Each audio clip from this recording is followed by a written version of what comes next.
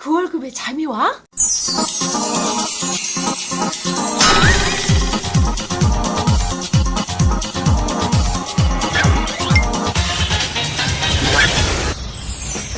그 월급의 잠이와는 월급이 전부인 2천만 월급쟁이들의 불면증을 해소하는 방송입니다.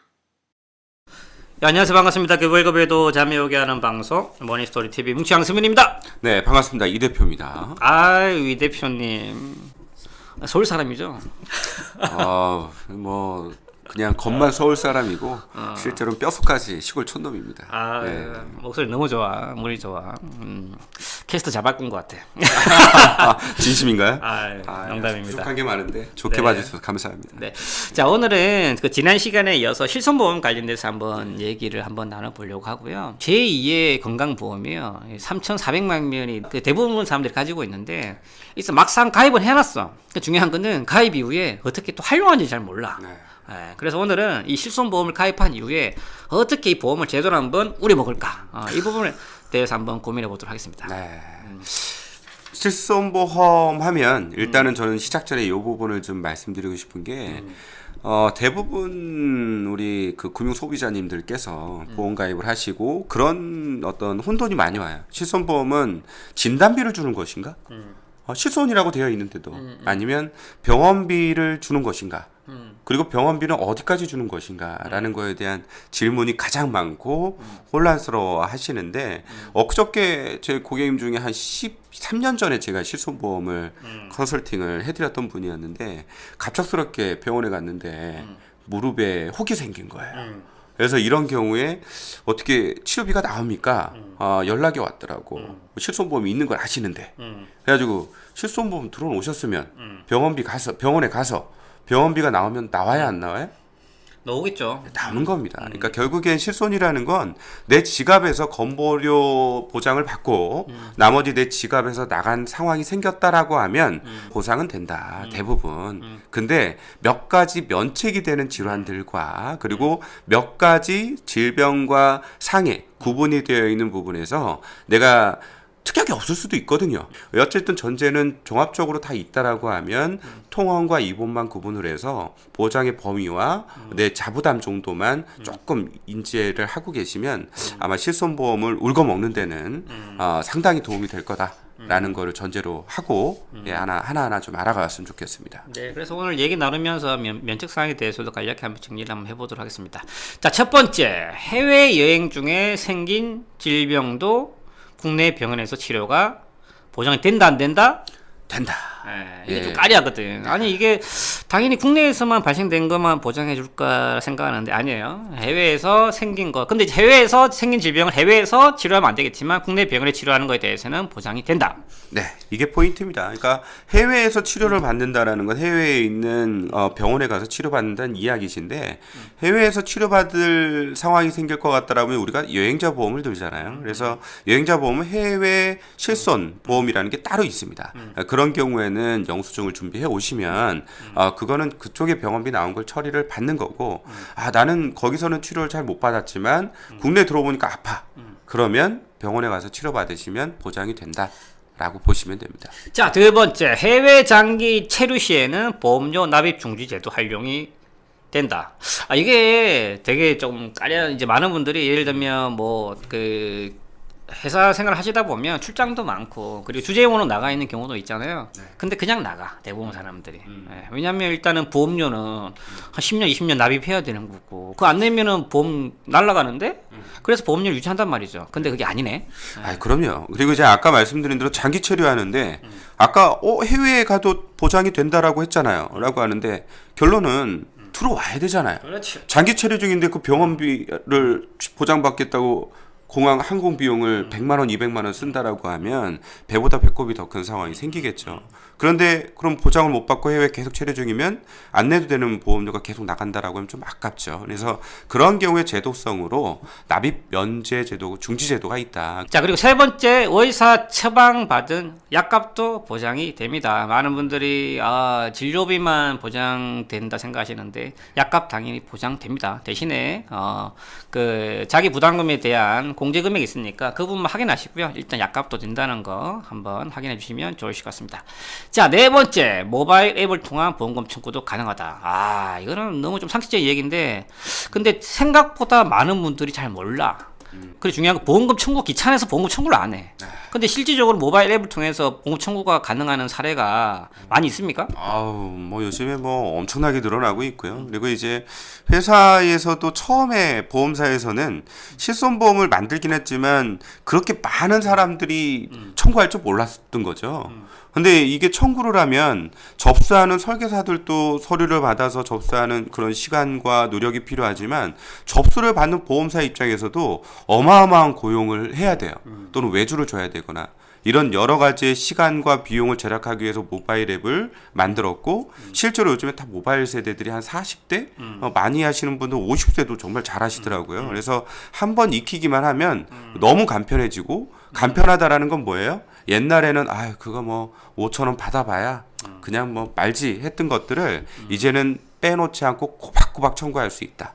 예, 사진 찍는 방법만 아시면 예 되는 겁니다. 자, 그러니까 이게 보험금 청구 귀찮다고, 그리고 아 내가 아는 사람 보험 설계사한테 청구 부탁이가 미안한데 그러지 마시고 앱 깔아서 쉽게 사진만 찍으면 청구 가능하니까 꼭 활용해 보시면 좋으실 것 같습니다.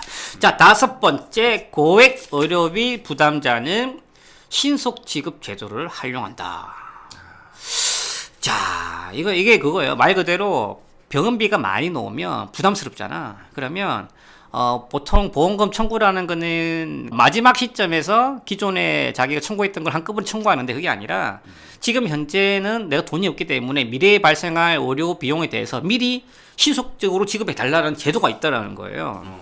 예, 그래서 이게 많은 분들이 이걸 몰랐을 텐데 실질적으로 이 제도 모든 보험사마다 의료비 신속 지급 제도에 대한 게 있습니다. 근데 이게 당연히 신청서를 써야 되겠죠. 그래서 제가 이제 한 특정 회사 손해보험사 신속 지급 제도 청구서를 보니까 뭐 어렵지가 않아요. 한 장짜리 써서 그냥 팩스 보내면 되는 정도 수준이고, 중요한 거는 약간 지급 예상된 금액의 70%를 선지급하는 거예요.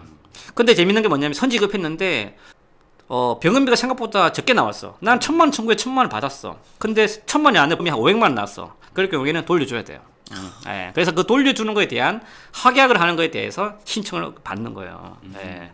뭐 이제 여러 가지 조건들이 있는데 그 다음에 뭐 병원에 대한 조건이라든지 금액도 뭐 일정 부분 300만 이상에 대한 부분이 있지만 이런 부분들은 다 아마 또 각 회사마다 그 가이드라인이 좀 틀릴 수는 있어요. 그래서 내가 돈이 없고 급한 목돈이 필요한 병원비에 대해서는 신속 지급 제도가 있다라는 것 정도는 꼭 한번 알고 대처하면 좋으실 것 같습니다. 네. 2천만 월급쟁이들의 금융호구 탈출을 위한 그월잠 프로젝트, 특허받은 로봇 자산관리 플랫폼 포토윈과 함께합니다. 세부사항은 머니스토리 TV 홈페이지에서 확인하세요. 그리고 이제 저희 가족 중에서도 이제 뭐 고액 치료비가 들어가는 입원 사례들이 좀 있는데 이런 상황이 왜 생기냐라고 하면 일단은 중간에 치료비가 많이 나오면 대학병원 같은 경우는 중간 결제를 해달라고 해요. 그렇기 때문에 그때 뭐 일단은 카드로는 결제는 해놓긴 했는데 다음 달에 몇백만 원, 몇천만 원이 청구된다라고 하면 적금을 깨야 되나 고민을 하시는 분들이 있는데 그럴 때 바로 써먹는 게 바로 이런 신속 지급 제도다. 그래서 당당하게 이번에 실손 의료비 특약이 있다라고 하면 당당하게 결제하죠 하고 선지급을 신청하셔도 되겠습니다. 예. 네. 여섯 번째, 간병비, 예방접종기, 의약 외품 구입비는 비보장. 어찌 보면 이 비보장 되는 게 아까 우리 이 대표님 말씀하신 처음에 기본적인 거는 다 청구하면 되는데 안 되는 것들 중에 하나네요. 그렇죠. 안 되는 것 중에 하나가 간병, 예방접종비, 의약 외품 구입이라고 되어 있는데 또 어떻게 보면 여기에 있는 예방접종 이외에 우리 왜 그런 거 있잖아요. 건강을 목적으로 이제 비타민 칵테일 이런 거 이제 링거 맞고 이러는 부분들이 있는데 그것도 아리까리합니다. 근데 그거는 의사의 처방에 의해서 받는다. 라고 하면 되세요. 그래서 이제 초진 차트가 그래서 중요한 거고, 그리고 어찌되었든 원칙은 우리가 알기로는 간병비, 예방접종비, 의약예품, 뭐 특히 이제 뭐 또 이런 여러 가지 이런 그 부품으로 사야 되는 것들이 있잖아요. 교정하기 위해서. 뭐 그런 것들은 안 된다라고 보시면 될 것 같습니다. 그렇죠. 뭐 의사 처방 없이 안 되는 것들, 예를 들면 뭐 흉터 치료 연고 같은 거, 잇몸약 이런 거 안 됩니다. 예, 그래서 이제 이런 것 좀 잘 염두에 주시면 좋을 것 같으시고, 다음 뭐죠? 네, 다음은 우리 이제 건강 진단을 계속 받게 되는데 건강 진단비는 당연히 이제 비보장이고요. 대신에 이제 건강 진단을 하다 보니까 용종이 있었다. 그래서 그걸 이제 떼낸 거죠. 그런 경우에는 청구하면 그 부분에 대해서는 실손으로 가능하고 또 추가적인 검진을 또 했다라고 하면 그 부분들은 다 보장이 되신다라는 거 알고 계시면 좋을 것 그렇죠. 같습니다. 이렇게 생각하시면 돼요. 일반인들은 검진은 안 돼. 건강 검진은 안 되죠. 근데 의사의 그 처방을 통해서 검사를 해보자. 이런 것들은 됩니다. 그래서 검진과 검사 이 차이에 대해서만 이해하시면 좋으실 것 같습니다. 자, 그다음. 네. 그 다음 가기 전에 요것도 하나 말씀드리고 싶어서. 네. 뭐냐면, 이게 건강검진이라는 게 사실은 조금 모호해요. 어떤 사람은, 머리가 조금 아파서, 아니면 위가 좀 안 좋아서, 가서 선생님한테 가면은, 일단은 선생님이 점쟁이도 아니고, 머리에 뭐가 있네요. 이렇게 얘기하는 게 거의 없잖아요. 기본적으로 어디가 아프다고 가면, 뭐예요? 사실은 종합적인 검진에 준하는 MRI도 하고 또는 위가 조금 안 좋다고 그러면 위내시경도 하고 그런 경우들을 다 겪어보셨을 겁니다. 그래서 종합검진을 뭐 어떤 분들은 뭐 돈에 여력이 있다라고 하면 뭐 2년에 한 번씩, 3년에 한 번씩 사비를 두고 하셔도 좋겠지만 근데 이제 그런 여력이 없다라고 하면 우리는 실손을 최대한 활용하자라는 게 목적이니까 그렇지. 그런 경우에는 종합검진을 하기 이전에 머리가 조금 요즘에 아픈데 또는 속이 좀 안 좋은데 해서 검진을 만약에 위내시경 뭐 또는 같이 대장 내시경 하게 됐다라고 하면 처방에 의해서 검진을 받은 위내시경과 대장 내시경은 어때요? 실손보험 적용이 된다라는 거예요. 그렇게 해서 일단은 검진을 받고 난 다음에 나머지 빠진 영역들을 검진을 받으면 어떻게 될까요? 돈이 싸지겠네. 싸지겠죠. 이것 또한 절감할 수 있는 방법이라고 제가 말씀을 좀 드리고요. 그 다음에 이제 성형의 목적으로 뭐 쌍꺼풀 수술, 외모 개선 목적으로 하는 것들은 보장이 된다 안 된다? 안 된다. 안 되겠죠. 자, 예를 들면 이런 것들이죠. 뭐 이제 성형과 관련된 것들이 뭐 여성 같은 경우는 가슴 수술을 낼 수도 있고 뭐 쌍꺼풀 수술을 낼 수도 있는데 근데 중요한 건 뭐냐면 예를 들면 유방암 환자가 뭐 유방 재건술이라든지 그다음에 이제 안검 안수라고 해서 눈곱을 쳐지는 것들 그다음에 이제 안검 내반이라고 해서 속눈썹이 눈 찌르는 것들 어찌 보면 이걸 통해서 쌍꺼풀 수술을 하잖아요. 근데 이거는 미용이 아니라 치료 목적이기 때문에 보장이 된다라는 거예요. 네, 맞습니다. 가장 중요한 포인트는 치료 목적이냐, 미용이냐. 내가 자의를 위해서 해달라고 한 것이냐, 아니면 의사의 처방에 의해서 이거 검사를 해봐야 된다라는 어떤 기준만 정확하게 안다면 복잡하게 느끼는 실손보험 청구 그렇게 어렵지 않고요. 또 하나, 아까 얘기한 외모에 대한 개선들도 상해에 의한 외모 어떤 추상이 생겼다. 그래서 뭐 여기에 뭐 상처 스키를 타다가 다쳤다든가 그런 경우에 성형 수술을 해야 되거나 이랬을 때는 보험 처리가 되실 수 있습니다. 예. 그러면 성형 수술이 필요하면 자침이 되겠네요. 우리 거울잡 청취자분들 아주 꿀팁 한번 드렸습니다. 자, 9번째 치과 한방 항문 질환 치료는 원칙적으로 급여 의료비만 보장이 된다. 네, 맞습니다. 치과 한방 항문 질환 같은 경우에는 원칙적으로는 그런데 요게 조금 좀 모호해요. 요게 가장 실무에 있는 설계사들이나 뭐 아니면 고객들 아니면 이제 또 오히려 뭐 원수사에 있는 지점장들도 가끔 헷갈리는 부분들인데 왜냐하면 실손보험이라는 거는 변천사가 있거든요. 옛날에 실손보험이 처음 나왔을 때 일반적인 상해 치료비 또는 질병 치료비 실손 이런 개념들이 있었을 때는 뭐 치과나 한방병원 같은 경우에 상해로 만약에 치료를 받는다면 100% 보장이 됐었어요. 근데 이제 이런 부분이 이제 표준화 작업을 거치면서 4차선이 이제 보험사 입장에서 너무 많이 크다 보니까 보장을 좀 줄여놓은 거고 또 어떤 부분에서는 항문 질환이 또 옛날에 생명보험에서 만든 실손보험의 그 약관 규정하고 손해보험에서 만들어 놓은 약관 규정이 약간 좀 달랐습니다. 그러다 보니까 어디는 항문 질환이 된다고 하고 어디는 안 된다고 하고 이런 부분이 있는데 그거는 옛날 2008년도 이전에 때문에 실손보험 가입하신 분들은 증권을 가지고 약관을 가지고 전문가와 한번 체크를 해보시면 나는 치과나 한방이 상의로 됐을 때 된다 이런 거 이제 이야기를 들으면 메모를 해놓으시고 관리 받으시면 되고 그 이후에 가입하신 분들은 네 지금 저희가 말씀드린 것과 같이 원칙적으로는 네 급여 의료비면 보장된다. 근데 급여 의료비가 거의 없습니다. 이런 질환들은 다 그렇지. 비급여이기 때문에 예. 자, 10번째 마지막 임신, 출산, 비만, 요실금 관련 의료비는 비보장이 된다. 이런 내용 같아요. 이게 기본적으로 보험에 대한 기본 정신은 우연히 발생한 사고라든지 질병을 보장하는 거죠. 예기치 못한 것들인데 중요한 건 뭐냐면 임신이나 출산이나 비만 같은 경우는 어느 정도 예측되는 행동 결과라고 보는 것 같아요. 그렇죠. 그러니까 이런 부분에 대해서는 이제 발생 확률이 거의 정해져 있는 것들에 대해서는 당연히 보장을 안 해준다라는 거죠. 그렇지만 개인적으로 저는 임신, 출산 요거는 조금 좀 서운합니다.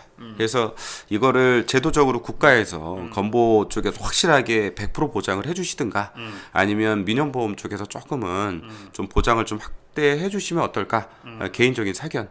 그래야지 좀 출산도 좀 늘고 예? 대한민국이 더 좋아질 것 같은데. 저는 이거 보장인다고 출산 늘지는 않을 것 같은데.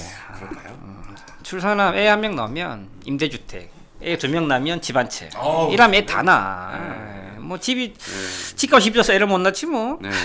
아니면 뭐 무상으로 뭐 2억 3억씩 그냥 무이자로 빌려주거나. 자, 오늘은 우리 실손 가입 이후에 유용한 정보에 대해서 한번 얘기 나눠봤고요. 오늘 저희가 말을 좀 노멀하게 했지만 잘 들어보시면 꿀팁들이 많이 숨어 있어요. 그래서 중요한 거는 내가 낸 만큼 돌려받는 거는 우리 청취자분들 몫입니다. 그래서 실손 가입을 통해서 최대한 의료 묻기를 기원하면서 또 방송 마무리하고요. 좀 추가적으로 또 궁금하신 부분들 있으시다면 저희 머니스토리 TV 홈페이지 들어오셔서 메모 남겨주시면 저희 또 우리 캐스터 분들 통해서 답변 드릴 수 있도록 하겠습니다. 감사합니다. 네, 감사합니다.